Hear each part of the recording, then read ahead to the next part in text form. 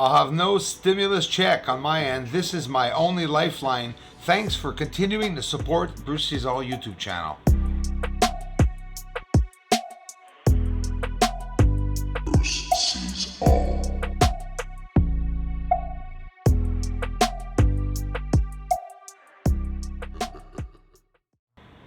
Hi everyone, Bruce Swartz here. Have a sore throat. It's getting a little better. No, it's not, but I'm going to talk a bit less loud. And I'll still be doing the live streams. Don't you worry about it. Last night's infrared photography. But first, look at this monolithic object, towering object. We're on the moon before we go see infrared and talk about satellites and go see actual satellite tracking website.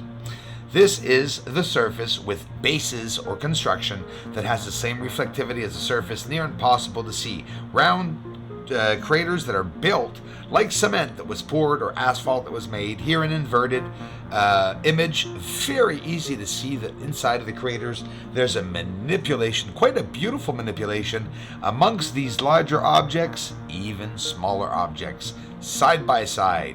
Could they be buildings? Who knows? Boundaries, 90-degree angles that you see right here. It literally looks like a building or construction. What do you think of that? Check it out. Beside Copernicus crater, all the structuring and different levels. We have the white surfaces, dusts and hazes, hiding lines, going to areas with flashing lights. Here in the bottom, a line going to illuminated areas and a massive, what looks like a massive company of some sort beside Copernicus crater. Here in the center, we can see there's a light there, which is a light source, which there always is a light source when we see, constructions. These in particularly, I never mentioned. Do you ever notice how they all look like they just have covers over them, like it's hiding the surface, that maybe underneath is where all the structuring is? This is definite. You see even the lines going to and from them.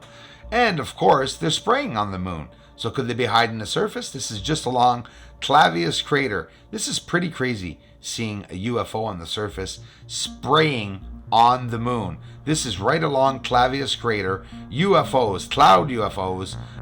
So let's go over to the infrared, because the UFOs are back here, 20 a night. As hard as it is to believe, it's not a lie. I'm going to show you guys. They're going north, they're going west, they're going east, different directions. I was in Camelopardalis looking for Atlas, still haven't really seen it at all. And this is some UFO footage from last night. Hey there. This is going east, from west to east. Gonna stop or flash for me? I'm also going to show you in this video. I take the time to look. I don't know if I'm even allowed going on the website showing it, but I'm sure I'm going to. There's no UFOs over my house, and there's no satellites over my house at all right now while I'm filming. So I'm going to even show you what it's like on the tracker, where they go by. There's no satellites over my house where I am. So there's lots of satellites out there, but they're not over everyone's house in the entire world. And they're not always going by like that. There's not that many going by. Look for yourselves. Get informed about the trackers and track your own satellites, and you'll see what's going over Montreal. Let me just speed it up real quick here. Let it get to the chimney. We'll leave it go on its way.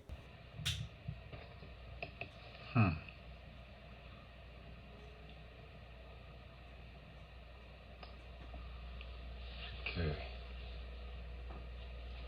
Oh, another one right there. It's pretty high up. I'm gonna have to lift this up. There we go. Way up there, straight over my head. Now this one, funny because this one is going west. Right, we'll speed this part up too because it's long, right? It's beautiful UFO. Nothing happened. It just went slowly on its way, really slow.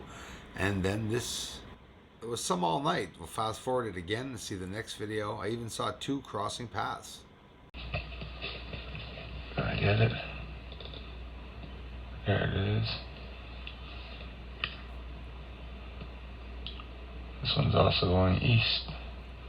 Southeast, actually. I'd like to see one go at the same area. But now the exposure is down so way down right now on my camera. Usually when I film, I leave the exposure up higher, and I'll show you why. Check it out. This is what I can capture. So look, if I up the intensity, of the camera, there's an actual other object going by crossing paths, complete difference with what the other UFO is moving right now underneath it. So those are another incidence of two UFOs crossing paths.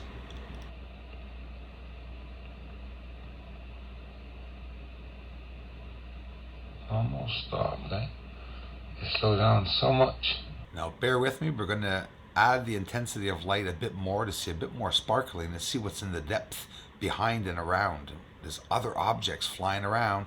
1, 2, 3, they're all over the place. Different directions, different sizes. Look at them. So we'll fast forward it again. This time we'll see one crossing paths with it straight up. Let this one go down or go past my house. So this is in a period, the whole video of 9 minutes, my friends. I'll have to switch it around.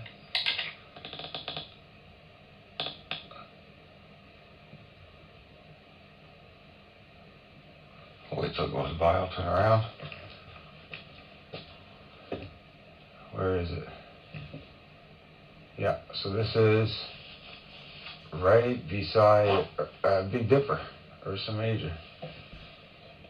Well, a whole bunch of them in different directions, my friends. I wish I had a wide angle to be able to show you how many there were. But that one's going out for a long time, too. And you guys are asking me, do you really get them every night? I do, 10, 15 of them every night. It was a while they stopped. Now you see they're back. They can't be satellites. You could see maybe 7 or 8 at one given moment, not all at the same time, but those are the ones going by. That's the most that you could see going by where I am here, 8. And that's at one given time, not all the time. There's not always 8. And then when you count 4, 5, 6 real quick like that every night, then 9, 10, 11, 12, oh, sorry, they're not satellites.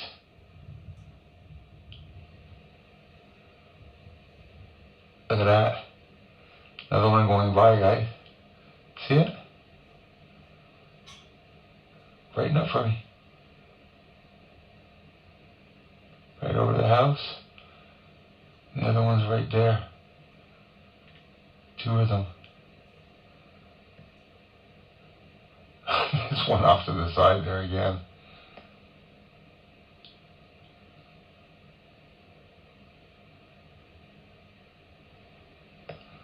Pretty radical. Another one off to the left there. Yeah, lots of them tonight. So I'm already up to my 6 or 7, UFOs in a matter of literally 9 minutes, 10 minutes. Not even 10 minutes. All those other ones going by, and this one too, not seen with the naked eye, by the way. So you see it was pixelating there, the bright light sparkling more in the frame before to catch that UFO, and that's why I upped the light. These cameras are incredible. Infrared, absolutely amazing. There we go. Right up into Ursa Major. We're going to see a re-entry of something here. Here's something going by in Ursa Major, and then bottom left we'll see something in the circle there, re-entry. And yes, I'm filming the satellites inside now. Screen's filming the time mark too, and I'll go in. Let's go see what I filmed while I was outside filming these UFOs. When I'm outside looking at satellites, I look over Montreal. We could see all the satellites going by. I've done that for years. But there are no satellites going by right now, and when I was filming in that 10-minute period, there was absolutely nothing. Satellites are mostly over the water, just pass over Los Angeles. Let's go take a quick look at that by scrolling over here. And now we're in the States, Denver, Colorado. We're scrolling over to Los Angeles, Water's Edge, and there you go. A couple of satellites just to give you guys an idea of how we can track them. So there's no mystery. What I'm capturing is UFOs.